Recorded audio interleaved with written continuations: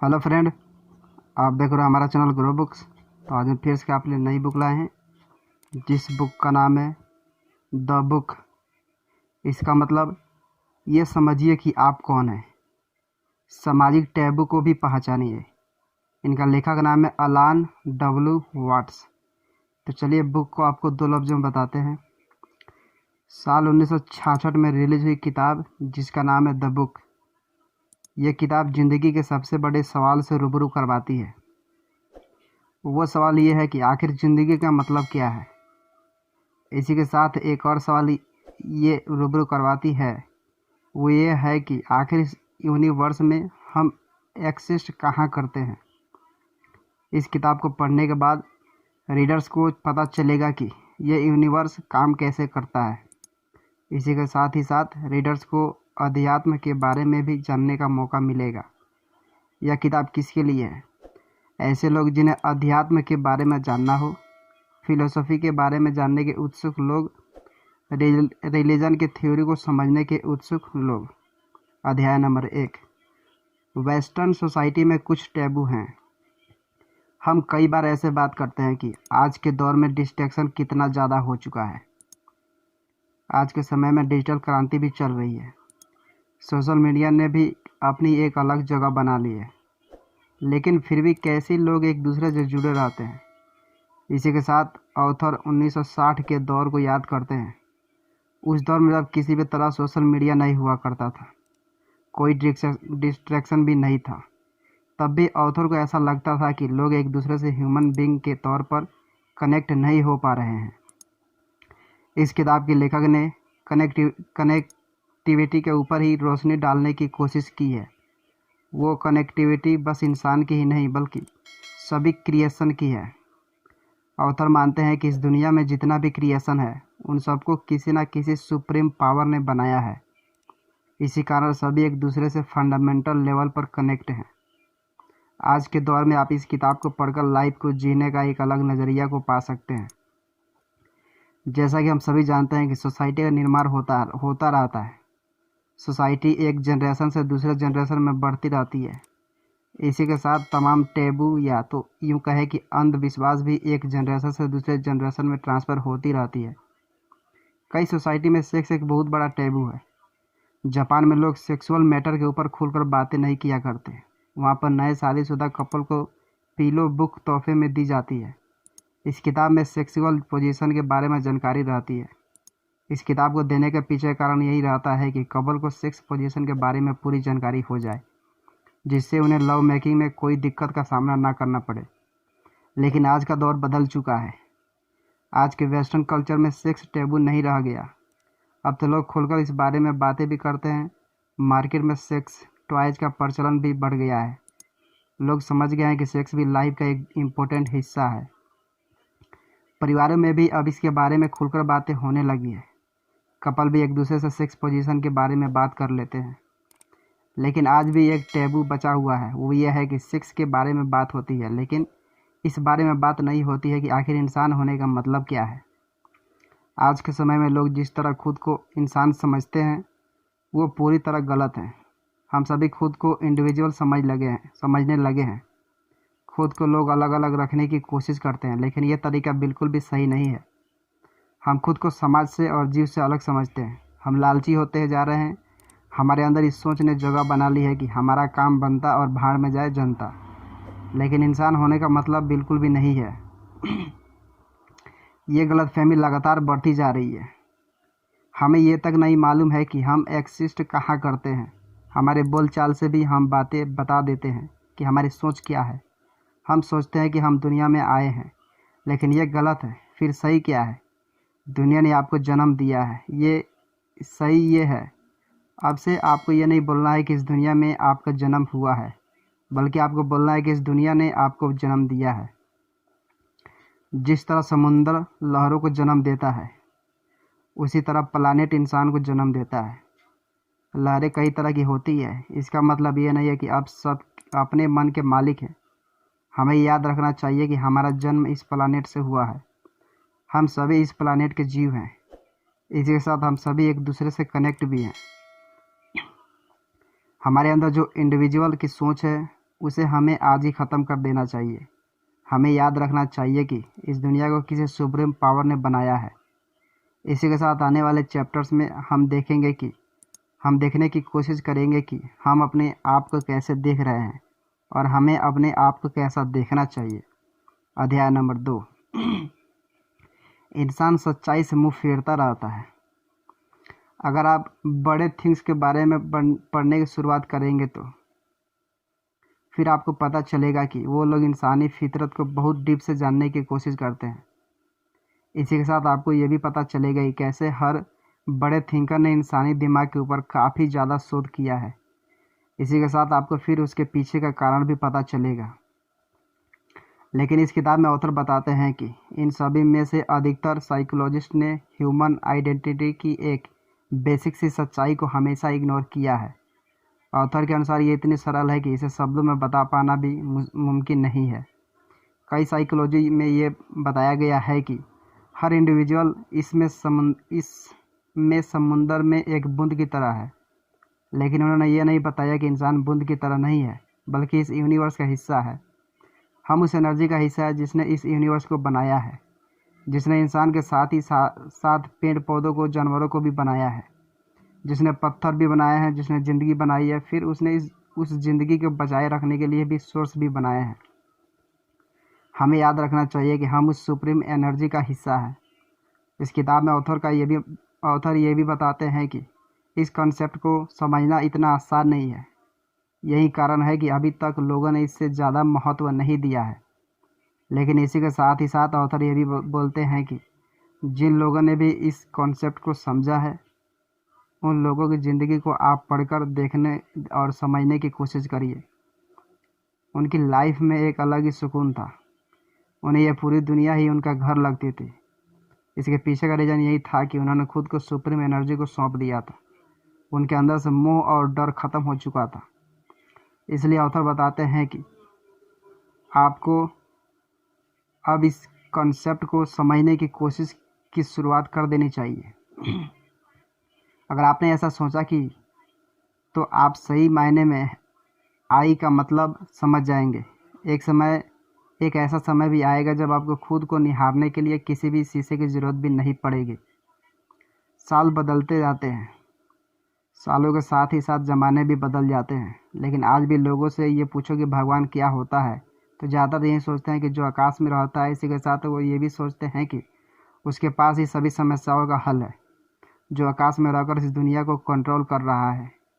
इसी के साथ आप ये भी देखेंगे कि सभी के अपने अलग अलग भगवान भी हैं। अगर आप इस सवाल का जवाब ढूंढने निकलेंगे कि भगवान क्या है तो आप फिर भटक जाएंगे। अब ऑथर पुरातत्व भारत की बात करते हैं। वो बताते हैं कि यहाँ पर हिंदू फिलोसफी के अनुसार हर जीव में भगवान का वास होता है, हर जगह ईश्वर है। इसे वेदांत भी कहा जाता है। इन वेदों में उपनिषद भी है, जिसमें अलग अलग कथाओं और कविताओं के माध्यम से भगवान के बारे में बताया गया है। वेदांत और उपनिषद का इतिहास बहुत ज़्यादा पुराना है। हिंदू माइथोलॉजी के अनुसार इस दुनिया में हर जगह ईश्वर का वास होता है। इसी के साथ ही साथ हर इंसान को उसके कर्म के अनुसार ही फल मिलता है। कंकड़ से लेकर हर जीव जंतु में ईश्वर का वास होता है। वेदांत के अनुसार अध्यात्म में खोना पड़ता है। जब आप खुद को ईश्वर को सौंप देंगे तब आप जिंदगी को सही मायने समझ पाएंगे। आपकी हर सांस ईश्वर की दी हुई।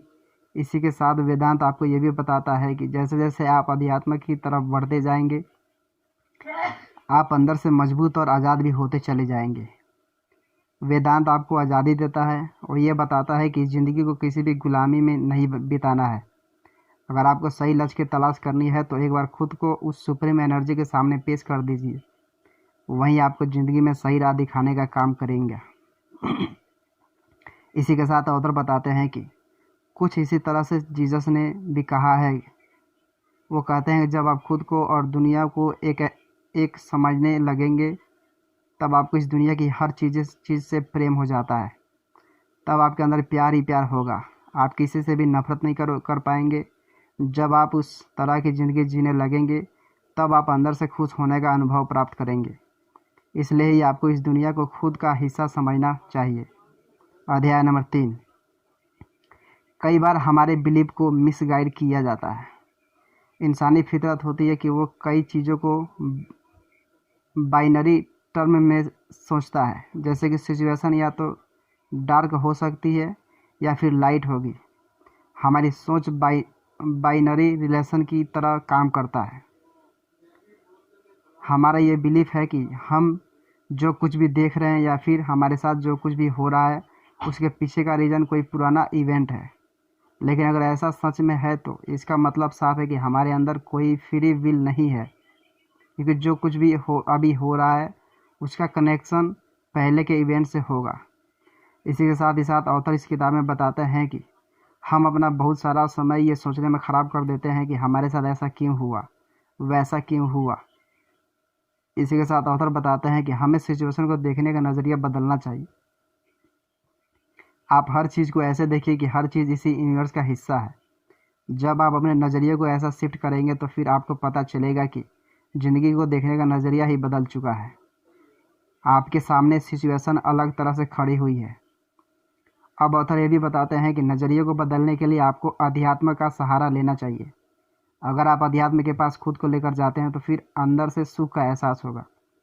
जब आप खुद की आंखें खोलकर एक बड़ी तस्वीर देखने की कोशिश करेंगे तो फिर आपको एहसास होगा कि ये दुनिया तो एक दूसरे से बड़ी खूबसूरती से कनेक्ट है।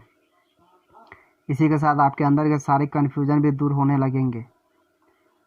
ऊपर आपसे कहा गया है कि ज़िंदगी में बड़ी पिक्चर देखने की कोशिश करिए, लेकिन अब सवाल ये उठता है कि आखिर लाइफ में बड़ी तस्वीर देखनी कैसी है, इसी की शुरुआत कैसे करनी है। सबसे पहले किसी भी चीज़ को देखने की शुरुआत एक्टिव प्रोसेस से करिए। किसी भी फूल पर नज़र जाए तो बस उसकी पत्तियों को मत देखिए, बल्कि आप उसकी टहनी को भी देखने की कोशिश करिए। ये देखिए कैसे उस फूल पर रंग चढ़ा हुआ है। इसे लाइफ को देखने का 360 डिग्री अप्रोच भी कहा जाता है। इस तरह से आपको पता चलेगा कि इंसान का अटेंशन काम कैसे करता है, आखिर हम फोकस कैसे करते हैं। इसी के साथ हमें यह भी पता चलेगा कि लाइफ में किसी भी चीज़ में फोकस कैसे करना है। इसी के साथ ही साथ ऑथर ने इस किताब में बताया है कि हमें अपने नज़रिए को सीमित नहीं रखना चाहिए। अगर हमारा नज़रिया सीमित रहेगा तो फिर हम किसी भी सिचुएशन के बस 2 ही एंगल को देख पाएंगे। लेकिन अगर हमारा 360 डिग्री का अप्रोच रहेगा तो फिर हम एक सिचुएशन के कई एंगल देख पाएंगे। उदाहरण के लिए लोगों का जब समय बुरा होता है या फिर जब उन्हें असफलता दिखती है तो फिर वो काफ़ी ज़्यादा उदास रहने लगते हैं। उन्हें ऐसा लगता है कि ज़िंदगी में अंधेरे के सिवा और कुछ भी नहीं है। लेकिन लोगों को पता होना चाहिए कि हर अंधेरे में कहीं ना कहीं रोशनी छुपी हुई होती है। फ़र्क होता है तो बस हमारे नज़रिए का। हमें अपनी नज़रों से उस रोशन को देखने की कोशिश करनी चाहिए। इसलिए रात और दिन को एक दूसरे का अपोजिट मत समझिए, उन्हें एक ही समझिए। रात हो या दिन हो, ये दोनों ही इस यूनिवर्स का हिस्सा है। अध्याय नंबर 4, क्या हमें मौत से डरना चाहिए। वेस्टर्न सोसाइटी की बात करें तो उसमें मौत भी एक टैबू की तरह ही ली जाती है। कोई भी मौत के बारे में बात नहीं करना चाहता। बात करनी तो दूर की बात है, कोई भी मौत के बारे में सोचता भी नहीं। ये समझ में आता है कि लोगों को मौत से डर लगता है, लेकिन इसके पीछे का एक बहुत बड़ा रीज़न वेस्टर्न कल्चर भी है। कोई भी इस बात से मुंह नहीं मोड़ सकता कि वेस्टर्न कल्चर के कारण लोगों के अंदर डेथ को लेकर इतना डर बैठ गया है कि इसी के साथ ऑथर बताते हैं कि अगर लोग डेथ को नॉर्मल तरीके से लेने लगे तो ये देखने को मिलेगा कि हम निडर हो गए। हमें समझना चाहिए कि जिस तरह से जन्म सत्य है उसी तरह से मौत भी सत्य है। इसे कोई भी नहीं बदल सकता। इसलिए जो चीज़ होनी है उसे तो उससे इतना डरना किस बात का। क्या मौत आपको कुछ बिगाड़ सकती है? इसका जवाब है नहीं, क्योंकि आप शरीर बस नहीं है। ऑथर बताता है कि हमें इस बात से दूसरे तरीके से डील करना सीखना पड़ेगा। हमें स्पिरिचुअल ग्रोथ की तरफ बढ़ना चाहिए। जब आप अध्यात्म की तरफ बढ़ेंगे तब आपको पता चलेगा कि मौत अंत नहीं है, बल्कि वो एक नई ज़िंदगी की शुरुआत है। वो आपके लिए नए रास्ते भी खोलेगी। इसलिए लाइफ में मौत से डरकर जीने का कोई मतलब नहीं है। अध्यात्म आपको बताती है कि अगर आपको जीना है तो सीना चौड़ा करके ज़िंदगी को आगे तरफ लेकर जाइए। अध्यात्म की राह अध्यात्म की राह आपको लाइफ की ऊंचाइयों से लेकर जाएगी। बस आप सही ढंग से उसे पढ़ने और समझने की कोशिश तो करिए। साइंस के बढ़ने से कई फ़ायदे भी हुए हैं। अब हमें पैरेलल यूनिवर्स के बारे में भी पता चला है। हर दिन साइंस नई ऊंचाइयों में पहुंचता जा रहा है, लेकिन एक सवाल आज भी बना हुआ है कि वह सवाल ये है कि साइंस में ह्यूमन बीइंग के लिए क्या है। इसका जवाब है कि तकनीक ने इंसानों को जोड़ दिया है। ऑथर बताते हैं कि सभी जानते हैं कि आज के दौर में लोग एक दूसरे से कनेक्ट हैं। आज के समय में कोई भी जानकारी आपकी हथेलिया में पहुंच चुकी है। ये सब साइंस की ग्रोथ के कारण ही संभव हो पाया है। लेकिन इन सब के बावजूद हमें ये याद रखना चाहिए कि हमारी इस दुनिया को बनाने वाला भगवान हर जगह मौजूद है। जब जब इंसान उसे भूलने की कोशिश करेगा, किसी ना किसी तरीके से वो दिखाई देगा कि सबका मालिक एक है। इसलिए ऑथर बताते हैं कि इंसान को हमेशा इंसानियत से जुड़े हुए रहना चाहिए। इंसानियत ही आपको भगवान के करीब और शांति के पास लेकर जाएगी। हमेशा कोशिश करिए कि आपसे किसी का भी दिल ना दुखे। इसी के साथ ये भी ट्राई करिए कि आप किसी भी जीव का नुकसान ना करें। भगवान को याद रखिए। अगर आप भूलेंगे तो फिर उसके पास कई तरीके हैं आपको याद दिलाने के। इसलिए ईश्वर के कद्रदान रहिए। कुल मिलाकर सबसे पहले तो इंसान को अपने अंदर ईगो को ख़त्म करने की कोशिश करनी चाहिए। ईगो ही वो चीज़ है जो आपकी ग्रोथ के आगे बाधा बनकर आएगी। हमें ये याद रखना चाहिए कि इस यूनिवर्स की एनर्जी के हम हिस्सेदार हैं। हमसे सभी लोग जुड़े हुए हैं। क्या करें? अगर आपको खुश रहना है तो फिर हर चीज़ को बहुत ज़्यादा सीरियस लेना बंद कर दीजिए। ज़िंदगी को मौज में जीने की कोशिश करिए। मौज में रहेंगे तो खुश रहेंगे।